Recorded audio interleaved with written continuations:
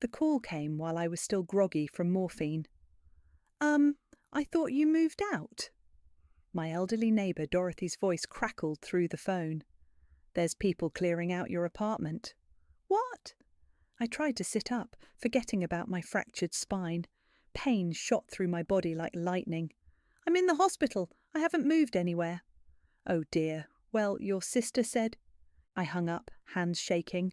My name is Eliza, and 3 weeks ago a red pickup truck ran a stop sign and turned my life upside down.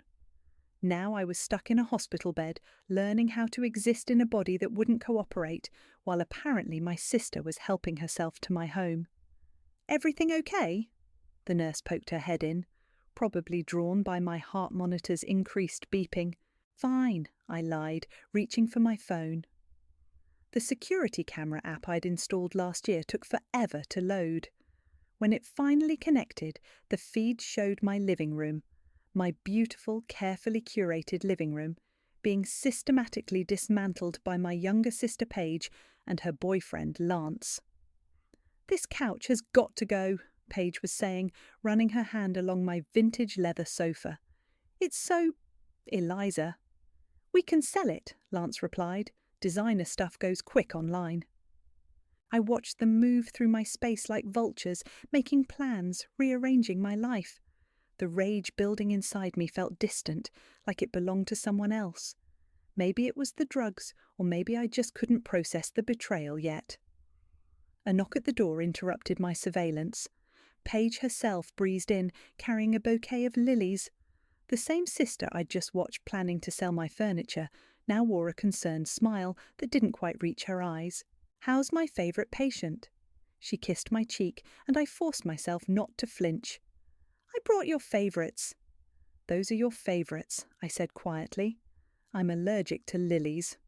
Oh, she laughed, setting them on the windowsill anyway.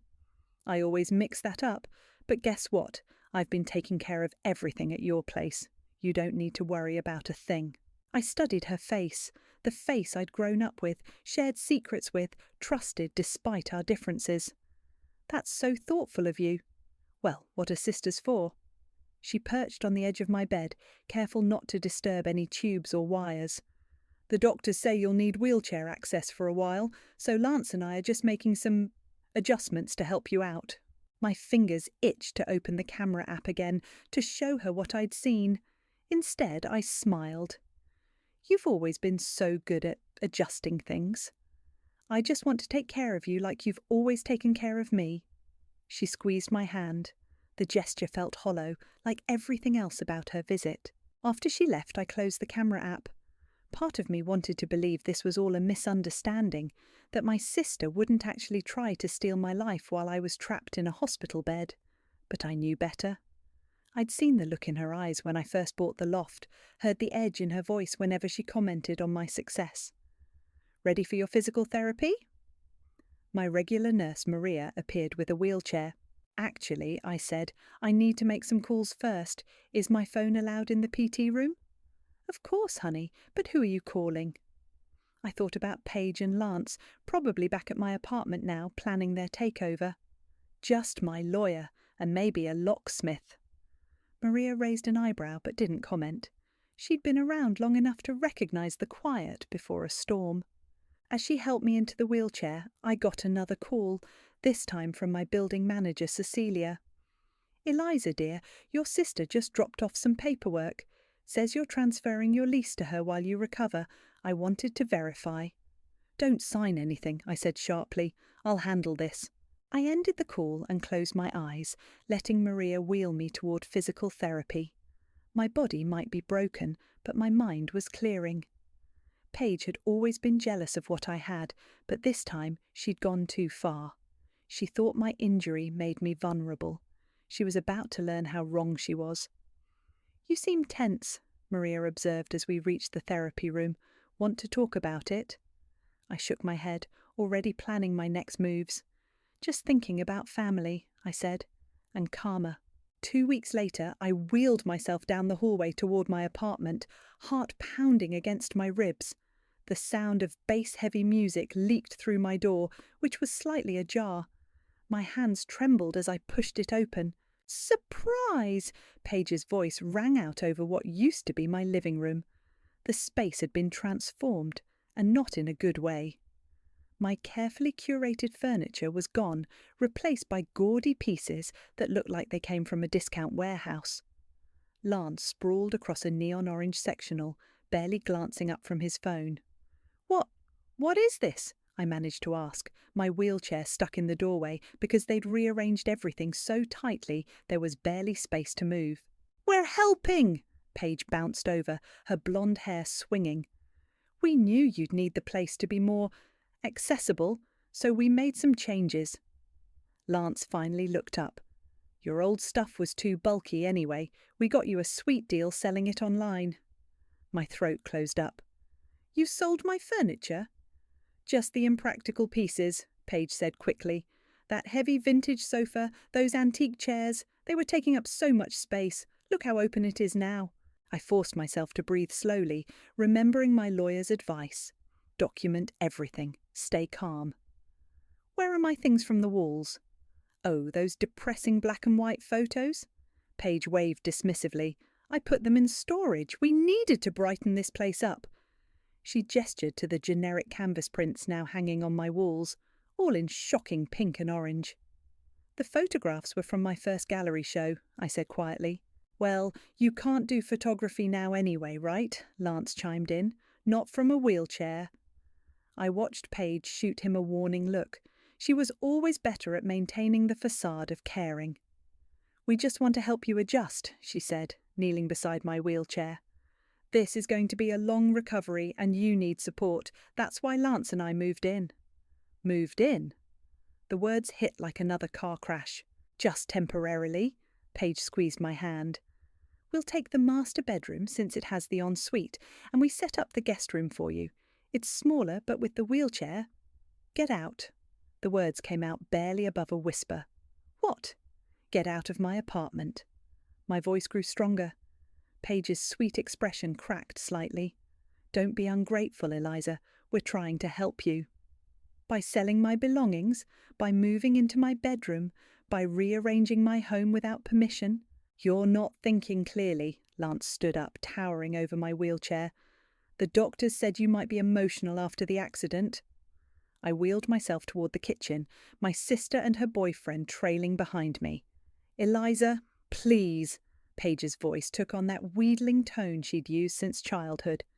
You're in no condition to be alone. We're doing you a favour.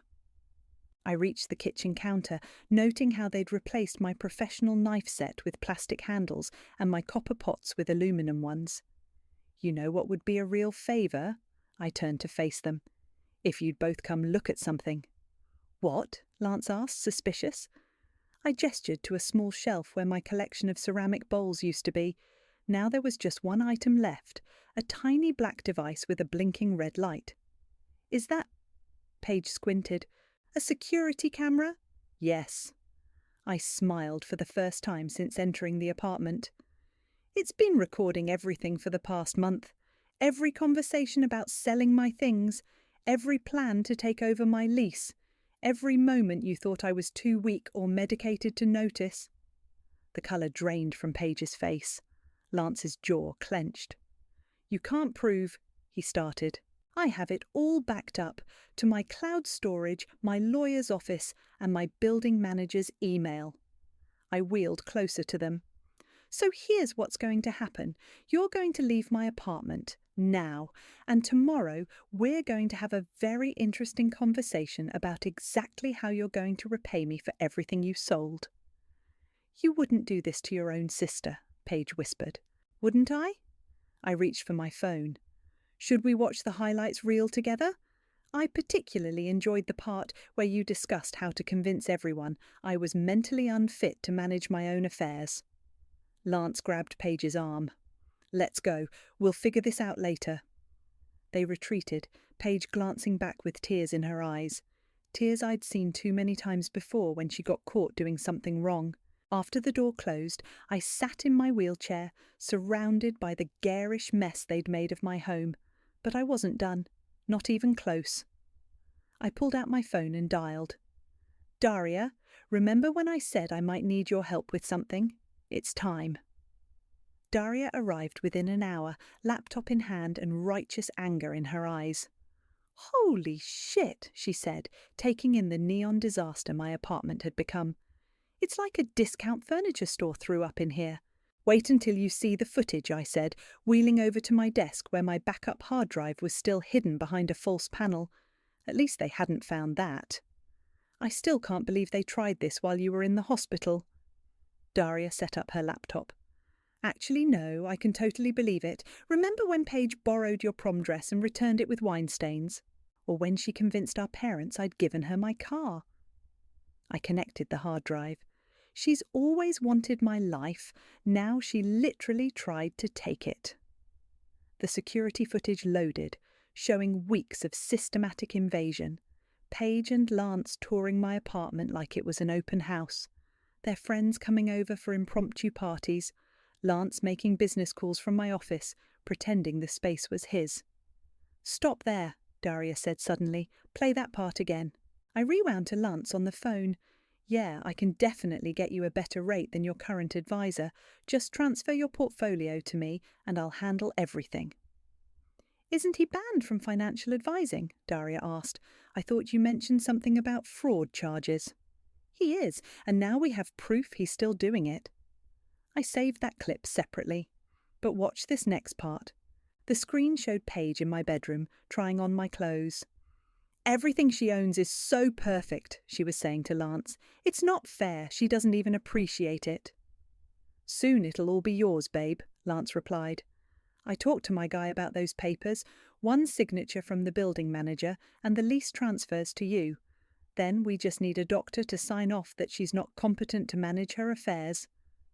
Daria's hand clenched into a fist. "Please tell me you're destroying them." "Better." I pulled up my email. "I'm teaching them about consequences." Just then, my phone buzzed with a text from Paige. "We need to talk. What you're doing is cruel. I'm your sister." Speaking of consequences, I showed Daria my phone.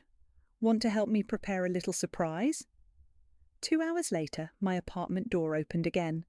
Paige walked in first, followed by Lance, who looked ready for a fight. They stopped short when they saw Daria sitting beside me. "What's she doing here?" Paige demanded. "Having tea?" I gestured to the cups on the coffee table. "Join us?" "This is between family," Lance said. "Funny you should mention family." I picked up my cup. "We were just watching some home movies. Care to see?" Before they could respond, Daria hit play on her laptop. The TV screen lit up with footage of Lance making illegal financial deals in my office. Then Paige, calling my doctors, trying to get information about my condition. The two of them planning how to convince everyone I was incompetent. "You can't record people without their knowledge," Lance sputtered. "Actually, in this state you can record anything in your own home." I took a sip of tea. My lawyer confirmed it. "You're bluffing," Paige said, but her voice shook. "You wouldn't really go after your own sister." "No," I set down my cup. "The same sister who tried to steal my home while I was learning to walk again, who sold my belongings, who planned to have me declared incompetent. I was trying to help." "By committing fraud?" Daria asked sweetly, pulling up more footage. Lance grabbed Paige's arm. "We're leaving, and you better think carefully about what you do with that footage." "Oh, I have." I wheeled closer. "Here's what's going to happen. You're going to return everything you sold, or repay me the full value. You're going to clear out of my apartment by tomorrow. And Lance, those clients you've been scamming from my office, they're getting copies of these videos." "You bitch," he started forward, but Daria stood up, phone in hand. "Try it," she said. "The police would love to add assault to the fraud charges." Paige burst into tears, her signature move. "I'm your sister! How can you do this to me?" "That's exactly what I've been asking myself," I replied. "How could you do this to me?" They left in a storm of threats and tears, but I barely heard them. I was too busy sending emails to my lawyer, to Lance's illegal clients, to the Financial Regulatory Board. "You okay?" Daria asked after they were gone. I looked around at my ruined apartment, thinking of all the work ahead to reclaim my space. "No," I said honestly, "but I will be. This is just the beginning." The beginning of what? I smiled, picking up my phone as it buzzed with the first of many responses to my emails. The beginning of justice. The next morning, my phone wouldn't stop buzzing. Lance's illegal clients were panicking, Paige's friends were choosing sides, and my inbox was flooded with messages. But I had more immediate concerns, like the stack of mail Daria brought over. "Found these stuffed behind your mailbox," she said, dropping a pile of envelopes on my kitchen counter. "Looks like they've been hiding your mail." I sorted through the stack, my blood running cold, when I found 3 notices from the building management. The last one was marked "Final Notice, Eviction Pending." "Those sneaky little—" Daria started, reading over my shoulder. "Call Cecilia," I cut her off, already wheeling toward my office. "Tell her I need to see her immediately." While Daria made the call, I logged into my bank accounts. Just as I suspected, several unauthorized charges appeared over the past month, all from stores I'd never visit. Paige had helped herself to my credit cards while I was hospitalized. "Cecilia's coming up now," Daria announced, "and you might want to check your social media." I pulled up Instagram to find Paige had posted a long, tearful story about her mentally unstable sister pushing away family who only wanted to help. The comments were a battlefield of mutual friends taking sides. A knock at the door interrupted my scrolling. Cecilia entered, looking concerned. "Eliza, dear, I just found out about the eviction notices," she said. "Lance submitted paperwork claiming you'd abandoned the property.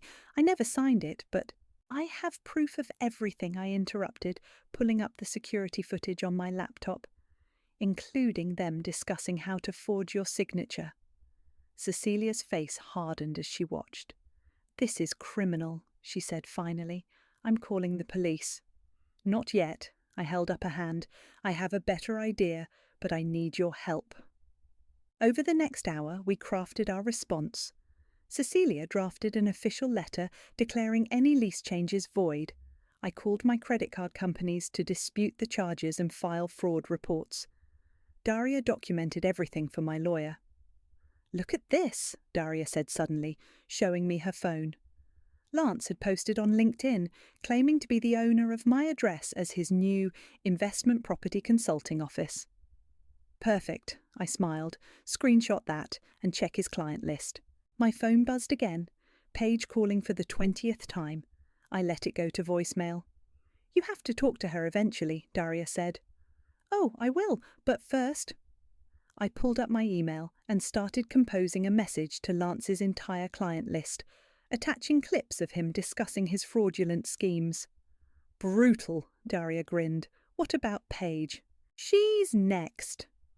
I opened my laptop to show her the folder labelled Evidence. Remember how she used my credit cards? Well, I had an alert set up. Every time she made a purchase, it logged her location. And she wasn't just shopping. She was meeting with Lance at hotels, planning this whole thing while telling her fiancé she was at work. Daria's eyes widened. "Paige is engaged? Since when?" "Since 6 months ago, to that rich guy from her yoga studio, the one who doesn't know about Lance." "Oh my God," Daria whispered. "That's why they wanted your apartment. They needed somewhere to meet." A new email notification popped up from the Financial Regulatory Board, confirming receipt of my evidence against Lance. Another followed from my lawyer, confirming the fraud reports were filed. "It's all falling into place," I said, wheeling to the window. "By the way, did you call that reporter friend of yours?" "She's very interested in doing a story about financial fraud and elder abuse," Daria confirmed, "especially since Lance has apparently been targeting retired people." My phone buzzed again, this time with a text from Paige. "Please stop this. You're ruining everything." I showed it to Daria. "Should I respond?" "Definitely not," she said. "Let her sweat." Just then, someone pounded on my door. Lance's voice boomed through. "Open up! We need to talk!" Daria moved to answer, but I stopped her. Instead, I pressed record on my phone and called out, "Is that you trying to break into my apartment again, Lance? Should I call the police this time?" The pounding stopped. Footsteps retreated quickly down the hall. "Nice," Daria laughed. but he'll be back. I'm counting on it, I said, pulling up the building's security camera feed on my laptop. Every time he tries something, he just gives me more evidence. You're scary when you're strategic, Daria observed. I watched Lance's angry figure disappear into the elevator on my screen. They thought I was weak because I'm in this chair. Time to show them how wrong they were. What's next? I pulled out my phone and finally texted Paige back. Meet me tomorrow. Bring Lance. Let's talk about that engagement of yours. The cafe I chose for our meeting was deliberately public. Floor-to-ceiling windows meant everyone could see inside, and I'd positioned myself where passers-by would notice if Lance tried anything aggressive. My ex, Mark, sat at a nearby table, pretending to work on his laptop while actually recording everything. Paige arrived first, wearing oversized sunglasses despite the cloudy day. "This is blackmail," she hissed, sliding into the seat across from me. "No," I corrected her. "This is consequences. Where's Lance?" "Right here." He appeared behind her, looking less confident than usual. The Financial Regulatory Board must have contacted him by now. "Wonderful." I pushed 2 folders across the table. "Let's discuss your options." "Options?" Lance scoffed. "We're done playing your games." "Really?" I opened the first folder. "Because I have some interesting photos of you two at the Marina Hotel from last Tuesday and Thursday and every week for the past 3 months. I turned to Paige. "Does Robert know how you spend your afternoons?" She flinched at her fiancé's name. "You wouldn't." "The same way you wouldn't try to steal my apartment." I pulled out my phone, showing them Robert's contact information. "One call." "What do you want?" Lance demanded.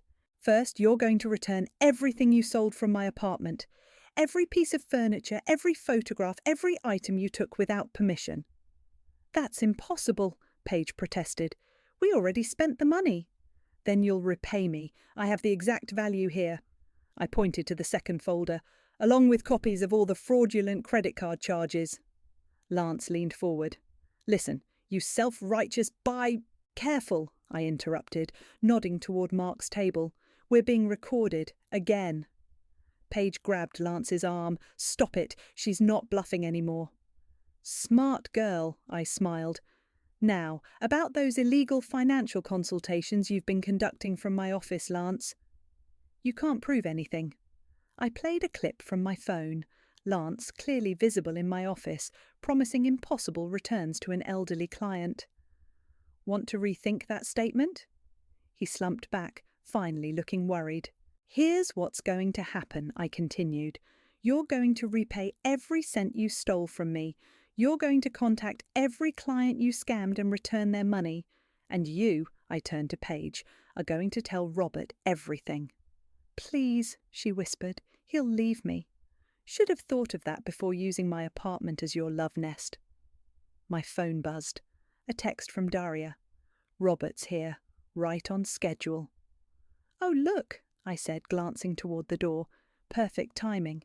Paige whirled around to see her fiancé entering the cafe. The colour drained from her face. "You set us up," Lance snarled. "No, you set yourselves up. I'm just providing the stage." Robert spotted us and walked over, looking confused. "Paige, what's going on? Your sister's message said it was urgent." I watched my sister's perfect world crumble as Robert noticed Lance, as recognition dawned in his eyes, as Paige fumbled for explanations that wouldn't come. "Maybe we should all watch some security footage together," I suggested, pulling out my iPad. Lance stood up so abruptly his chair fell over. "This isn't over," he threatened. "Actually, it is." Mark appeared beside our table, phone still recording. "The Regulatory Board is very interested in your recent activities, and the police have some questions about those forged lease documents." People were staring now. Paige was crying. Robert looked devastated. Lance seemed ready to explode. "One more thing," I added, pulling up social media on my iPad. "Remember all those posts you made about me being mentally unstable? I just shared the full security footage on every platform, including the parts where you planned to have me declared incompetent." "You're destroying my life," Paige sobbed. "Funny, That's exactly what you tried to do to me." Robert turned away, heading for the door. Paige ran after him, leaving Lance alone at the table. "The police will be here in about 5 minutes," Mark informed him. "I'd suggest waiting for them. Running will only make it worse." Lance's shoulders sagged in defeat. As I wheeled away from the table, my phone lit up with a message from an unknown number. "You're not the first person they've done this to. Call me." I showed the message to Mark. "Think it's legitimate?" He nodded. "Want me to look into it?" "Please." I watched as 2 police officers entered the cafe. Something tells me this story just got bigger. "You okay?" Mark asked softly. I watched Lance being handcuffed, saw Paige crying on the sidewalk as Robert walked away, and felt nothing. No satisfaction, no regret, just clarity. "I'm perfect," I replied. "Justice is just getting started." The mysterious message led me down a rabbit hole. 3 other women came forward with similar stories about Lance and Paige, all involving stolen apartments, forged documents, and financial fraud. I was compiling their statements when my doorbell rang late that evening. "Eliza, please?" Paige stood in my hallway, makeup streaked with tears. "Can we talk?" Against my better judgment, I let her in. She looked smaller somehow, deflated without her usual confidence. "Robert called off the engagement," she said, sinking onto my new couch, a replacement for the one she'd sold. "I've lost everything." "Funny how that works," I replied, keeping my wheelchair at a safe distance. "Actions having consequences." "You don't understand." She leaned forward, eyes desperate. "It's always been so easy for you, the perfect apartment, the successful career, everyone loving you. I just wanted to take it all," I finished, "to steal my life while I was literally fighting to walk again. I was trying to help. By selling my belongings, by trying to have me declared incompetent, by using my home for your affair." Lance said, "Stop." I held up my hand. "I don't want to hear what Lance said. I want to hear you take responsibility, just once." She burst into fresh tears. "I'm sorry. Is that what you want to hear? I'm sorry I messed up your perfect life." "Perfect?" I wheeled closer. "I'm in a wheelchair, Paige. I spend hours in physical therapy just to stand up. My spine is held together with metal rods, but instead of helping me heal, you tried to steal everything I had left." "I didn't mean—" A sharp knock interrupted her. Through the peephole I saw Lance looking agitated. "Did you bring him here?" I demanded. "No, I swear." Paige backed away from the door. "He's been acting crazy since the arrest." The knocking became pounding. "I know you're in there, Paige. Your car's outside." I reached for my phone, but Paige grabbed my arm. "Please don't call the police. He'll calm down." "Open the damn door," Lance shouted. "He's out on bail," Paige whispered. "He's been drinking." I hit the emergency button on my security system. "Get in the bathroom. Lock the door." "What? Now?" As Paige disappeared down the hall, I heard a key in my lock. The spare key I'd never gotten back from them. Lance burst in, his face red with rage and alcohol. "Where is she?" "Get out of my apartment," I said firmly, positioning my wheelchair between him and the hallway. "This is your fault," he slurred, advancing toward me. "You ruined everything, our whole plan." "The plan to steal my home, to scam innocent people? That plan?" He lunged forward, grabbing the handles of my wheelchair. "You think you're so smart, but you can't even walk." "No," I agreed calmly, "but I can do this." I pressed play on my phone. His voice filled the apartment. "I'll kill her if I have to. Take care of the crippled bitch once and for all." His eyes widened. "Where did you—" "You really should check for security cameras before making death threats in building hallways." I smiled. "That recording is currently streaming to my lawyer, the police, and the building security office." As if on cue, heavy footsteps pounded up the stairs. "You set me up," he growled, hands tightening on my wheelchair. "No, Lance, you set yourself up. I just pressed record." The door burst open. 2 police officers rushed in, weapons drawn. Hands where we can see them. Lance released my wheelchair, raising his hands slowly. This isn't over, he said, as they handcuffed him. Actually, it is. I held up my phone. Threatening a disabled person in their own home, breaking and entering, that's serious jail time. After they took him away, Paige emerged from the bathroom, shaking. I didn't know he'd become so violent. Really? I pulled up some files on my phone. Because 3 other women say differently, want to tell me about Sandra's apartment in 2019 or Maria's condo in 2020. She sank to the floor, all pretense crumbling. I never meant for anyone to get hurt. But they did get hurt. I got hurt. And now you're going to tell the police everything. They'll arrest me too. Yes, I agreed. They will. She looked up at me, mascara streaking her cheeks. You're my sister. I was your sister when you tried to steal my home, when you sold my belongings, when you planned to have me declared incompetent. Being family didn't matter then, did it? Blue lights flashed outside as more police cars arrived. Paige hugged herself, looking very young and very lost. Make it right, I said quietly. Tell the truth. It's your only way forward. As the police led her away, I felt no satisfaction, only a deep, aching certainty that some bridges once burned can never be rebuilt. The courtroom was packed for the final hearing. Daria sat beside me, squeezing my hand as Lance and Paige were led in separately. My sister wouldn't look at me, but Lance's eyes burned with hatred. All rise, the bailiff called. I gripped my walker. I'd graduated from the wheelchair 2 weeks ago, and stood shakily. My physical therapist said I was making remarkable progress, but standing still hurt like hell. The judge entered and proceedings began. 3 other victims testified before me, each story following the same pattern. Lance and Paige would identify vulnerable targets, orchestrate elaborate schemes to take over their properties, and drain their finances. Finally, it was my turn. Ms. Eliza, the prosecutor began, please tell us what happened after your accident. I described everything: the hospital stay, the unauthorized apartment changes, the theft, the fraud. As I spoke, I played the security footage on the courtroom screens. Watching Paige flinch at her own recorded voice felt surreal. And this wasn't the first time your sister had taken advantage of you, was it? Objection, Paige's lawyer called out. I'll rephrase, the prosecutor said. Had there been previous incidents of financial exploitation? Yes, I replied, pulling out a folder. I have documentation of stolen credit cards, forged checks, and unauthorized loans dating back 5 years. Why didn't you report these earlier incidents? I gripped my walker tighter. Because she was my sister. I kept believing she'd change. And now? Now I know better. I looked directly at Paige for the first time. Some people don't change, they just get better at hiding who they really are.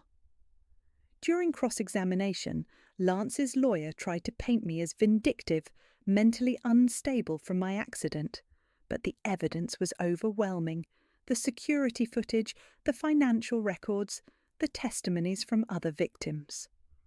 Your Honour, Lance's lawyer finally said, my client would like to make a statement. Lance stood, attempting to look contrite.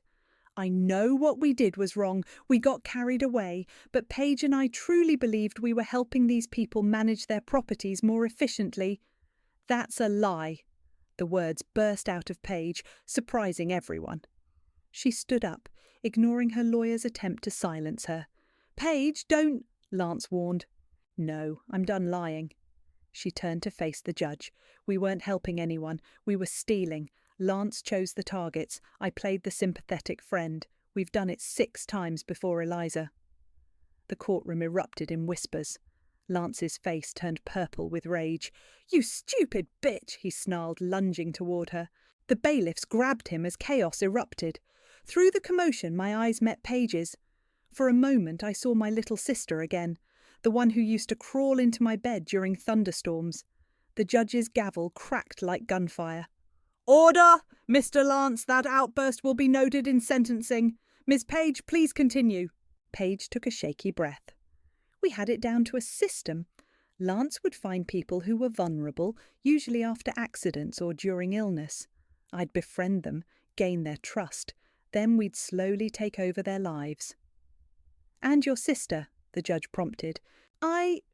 Paige's voice cracked. "I was always jealous of her. Her apartment, her success, everything she had that I wanted but didn't earn. When she had the accident, Lance said it was perfect timing, but watching those security tapes, seeing myself..." She wiped her eyes. I didn't recognize who I'd become. The judge nodded slowly. "Given your cooperation and confession, I'll take that into consideration during sentencing. However, the severity of these crimes..." I tuned out the legal terminology that followed, watching Lance receive 15 years for fraud, theft, and attempted assault. Paige, due to her confession and cooperation, got 5 years with possibility of parole. As they led her away, she turned to me one last time. "I really am sorry, Eliza." "I know," I said quietly. "That's what makes it worse." Outside the courthouse, reporters swarmed us. Daria helped me navigate through them to where Mark waited with the car. "You okay?" he asked, supporting my elbow as I lowered myself into the seat. "No," I admitted, "but I will be." "Want to grab some coffee?" Daria suggested. "Process everything?" I looked back at the courthouse steps, where reporters were still shouting questions. The story would be everywhere tomorrow. Successful designer brings down siblings' property fraud ring. But they wouldn't understand the real headline. Sister chooses truth over loyalty, loses both. "Actually," I said, "I want to go home. I have some old photos to take down." "And put up instead?" Mark asked gently. I thought about the blank walls in my apartment, waiting to tell a new story. Something new, something true. "That's my girl," Daria smiled, squeezing my shoulder. The car pulled away, leaving the courthouse and my sister behind. The moving truck pulled away from my building, carrying the last of the neon furniture Paige and Lance had bought with my money. I'd donated it all to a women's shelter, turning their invasion into something positive. "Last box," Daria announced, setting down a container of recovered photographs. "The consignment shop found most of your original furniture. It'll be delivered next week." I nodded, using my cane to walk to the window. My physical therapist said I might not need it much longer. "Did you see the blog post?" "The one Paige wrote from prison?" "Yeah." Daria pulled it up on her phone. "My sister's revenge, how family betrayal destroyed my life." "She's still playing victim?" "Let her," I said, turning away from the window. "Her words can't hurt me anymore." My phone buzzed. Another message from my mother, begging me to drop the charges. I deleted it without reading. "Speaking of family," Daria hesitated, "the support group meets tonight. Those other women Lance and Paige targeted, they'd love to meet you." I considered it. "Maybe next time. Tonight I have other plans." "Oh?" She raised an eyebrow. "I'm rehanging my gallery photos, the ones Paige called depressing." I gestured to the pristine walls. "Want to help?" As we worked, carefully positioning each black and white photograph, my doorbell rang. Mark stood outside with coffee and a folder. "Thought you'd want to see this," he said, handing me the folder. "The financial recovery team found most of their hidden accounts. You'll get nearly everything back." "I don't care about the money," I replied, taking a sip of coffee. "Did they track down all their victims?" 7 total. The support group keeps growing." He looked around at the half-hung photos. "Need another set of hands?" We worked together, transforming my stark walls into a gallery of shadows and light. Each photo represented a moment I'd captured, a piece of my life they couldn't steal. "This one's new," Daria noticed, holding up a recent print. "Took it last week," I said. "It's called Broken Trust." The image showed a shattered mirror, each fragment reflecting a different angle of my apartment. In the centre, barely visible, was Paige's face from the security footage, distorted across the broken pieces. "Powerful," Mark murmured. "It's for my new series," I explained. "About betrayal and recovery. The gallery wants to show it next month." "You're turning this whole mess into art?" Daria asked. "Why not? It's better than letting it turn me bitter." My phone buzzed again, this time an email from Cecilia, the building manager. She'd received another letter from Paige, begging to explain her side of the story. Delete, I said firmly. No temptation to hear her out? Mark asked. I spent my whole life hearing her out, making excuses for her, not anymore. We finished hanging the last photograph as the sunset painted my walls gold. The space felt like mine again, not a crime scene, not a battlefield, just home. Perfect timing, Daria said, checking her phone. The support group meeting starts in an hour. Sure you won't come? I looked around my restored apartment at the photos telling my story my way. Actually, yes, I'll come. Really? She brightened. These women need to know they're not alone. I grabbed my cane, and maybe I need to know that too. Want us to come with you? Mark offered. No, I smiled. I can stand on my own now. As we headed out, I paused at my door. The last time I'd left, I'd been in a wheelchair, afraid of what Paige and Lance might do next. Now I walked out under my own power, leaving fear behind. You know what the best revenge is? I asked, locking up. Living well, Daria guessed. No. I pocketed my keys. It's helping their other victims live well too. We rode the elevator down, my cane tapping lightly on the floor. Outside, the city hummed with life. My phone buzzed one last time, another plea from family to forgive and forget. I deleted it without breaking stride. Ready? Daria asked as we reached her car. I thought about the women waiting at the support group, each with their own story of betrayal and recovery. About my gallery show next month, turning pain into art. About my apartment above, finally, truly mine again. Ready, I said, and meant it. Because sometimes the happy ending isn't about forgiveness or reconciliation. Sometimes it's about walking away, head high, knowing you chose truth over lies, strength over victimhood, and yourself over toxic love. Sometimes it's about standing alone and discovering that alone doesn't mean lonely, it means free.